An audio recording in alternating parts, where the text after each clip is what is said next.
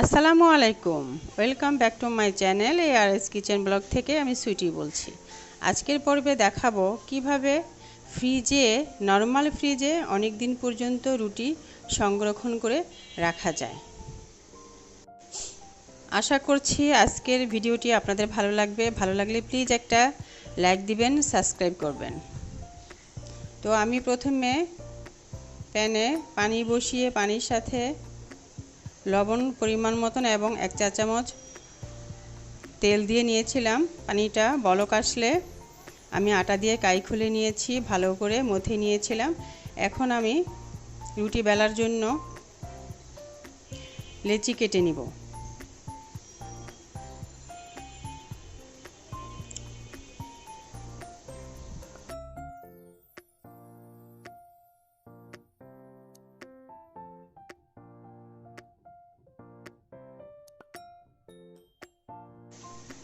এখন রুটি বেলে নিব। আজকের পর্বটা যদি আপনাদের এতটুকু ভালো লেগে থাকে তাহলে লাইক দিবেন, সাবস্ক্রাইব করবেন।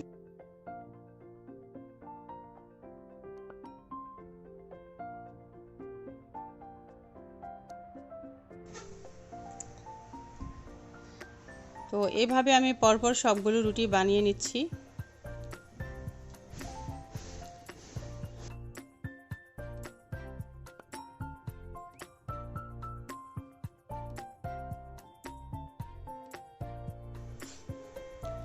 আপনাদের কোনো মতামত থাকলে প্লিজ কমেন্ট করে জানাবেন।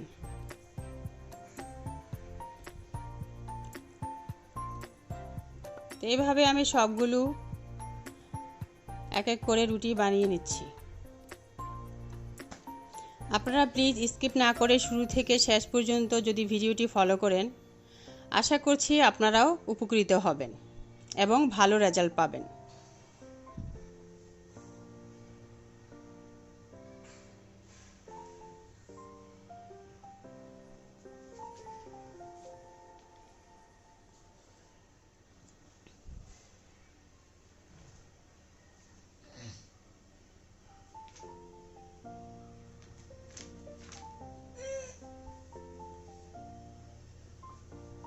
তো এই তো আমার সবগুলো রুটি বানানো কমপ্লিট।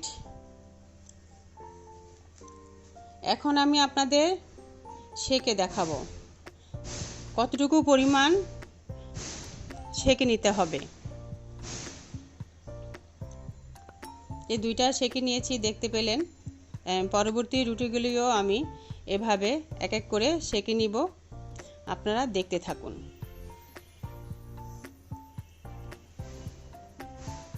খুব বেশি করে সেকা যাবে না, খুবই হালকা করে সেকে নিতে হবে।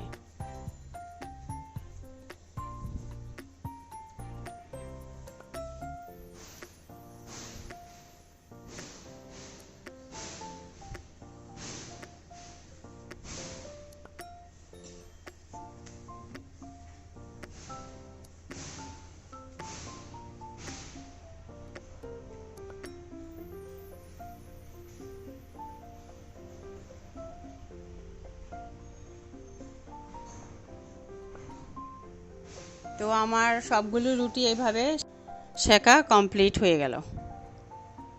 তো এই তো দেখতে পেলেন, রুটিগুলো এভাবে ছড়িয়ে রাখতে হবে। ছড়িয়ে রেখে আপনি চাইলে ফ্যানের বাতাসেও শুকাতে পারেন, অথবা এভাবে কিছুক্ষণ রেখে দিলেও ঠান্ডা হয়ে যাবে। তো ঠান্ডা হয়ে যাওয়ার পর রুটি বক্সের মধ্যে রুটিগুলো এক এক করে রেখে দিতে হবে। এখন আমি রুটি একটা বক্স নিব। তো এই তো একটা রুটির বক্স আমি নিয়ে নিলাম।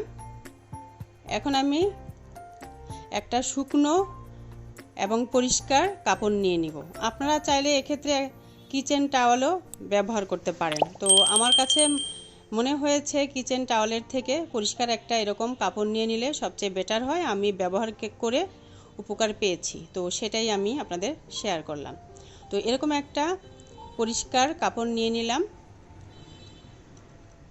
রুটি বক্সের উপরে। এখন আমি এক এক করে সবগুলো রুটি ভরে নিব।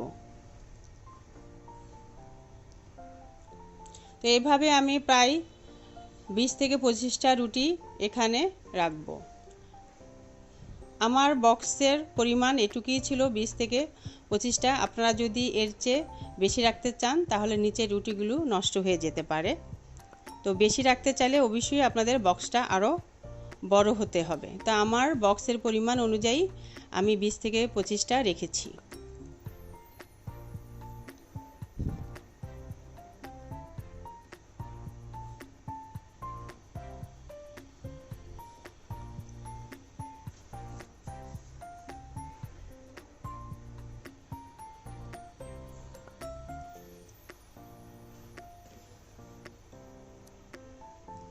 দেখতে পাচ্ছেন খুব সুন্দর করে আমি এক এক করে রুটিগুলো রেখে দিচ্ছি।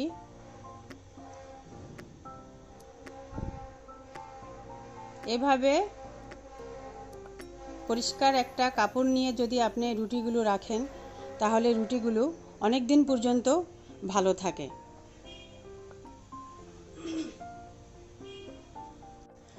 কাপড়ের বাকি অংশটুকু দিয়ে রুটির উপরে এইভাবে ঢেকে দিতে হবে।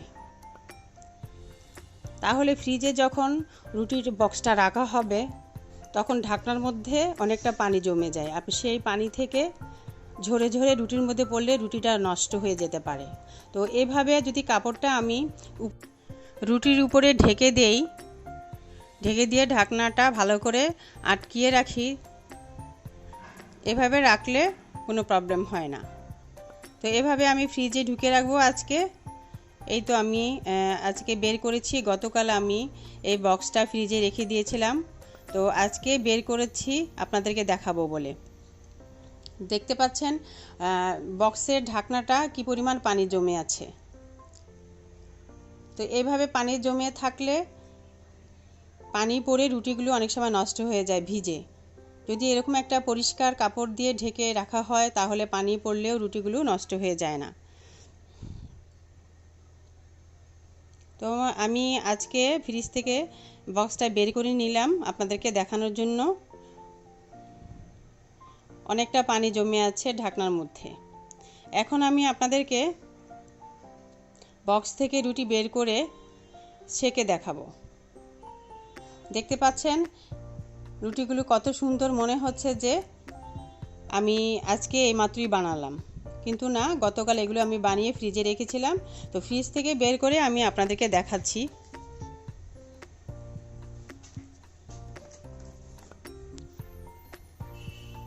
এই তো এভাবে আমি আবার ঢেকে ফ্রিজে রেখে দেব। তার আগে আমি আপনাদেরকে রুটি সেকে দেখাবো যে ফ্রিজ থেকে বের করে রুটি সেকার পর তার চেহারা কেমন দেখা যায়। এখন আমি রান্নাঘরে চলে আসলাম, চুলায় বসিয়ে দিলাম প্যানের মধ্যে একটা রুটি দিয়ে দিলাম। তো এইভাবে আপনারাও অনেক দিন পর্যন্ত রুটি সংরক্ষণ করে রাখতে পারেন। নর্মাল ফ্রিজে কমপক্ষে 1 সপ্তাহ তো রাখতেই পারবেন, কোনো অসুবিধা হবে না। যারা চাকরি করেন এবং আসলে অনেক ব্যস্ত থাকেন তাদের জন্য আজকের ভিডিওটা অনেক উপকারে আসবে। যদি আপনারা শুরু থেকে শেষ পর্যন্ত স্কিপ না করে ফলো করে থাকেন, আশা করছি আপনারাও উপকৃত হবেন। তো আজকের মতো আমি এখানেই বিদায় নিয়ে নিব। আপনারা দেখতে থাকুন রুটিটা কতটুকু ফুলতেছে। ভালো থাকবেন, সুস্থ থাকবেন। নেক্সট আমার নতুন নতুন ভিডিও পেতে লাইক এবং শেয়ার দিয়ে আমার চ্যানেলের সাথেই থাকবেন। আল্লাহ হাফেজ। আসসালামু আলাইকুম।